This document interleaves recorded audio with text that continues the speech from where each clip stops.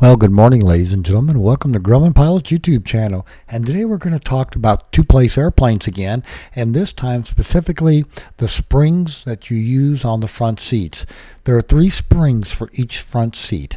Well, there are no back seats, but you have 2 main springs that go in the center that help pull the seat forward so you can go uphill, and then you have a spring that holds the handle on the outside of the seat near the fuselage for adjusting it. So stay tuned while we look at where they are. So we would like to ask you please subscribe, hit the like button, and hit the notify to stay current with our content.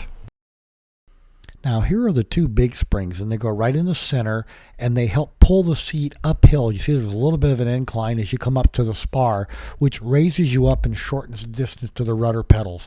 And then they're like that on both sides. But you also have that spring that's right there in the upper right hand corner. That's the spring for the latch adjust lever. And what that does is it holds the lever in place, then you pull it up and out, and then you can adjust the seat, and then it pulls it back and locks. So ladies and gentlemen, there's a real quick look at the spring system on the front seats of a two-place airplane. Hope you found all this useful and informative. Thanks for watching, and have a great day flying your Grumman.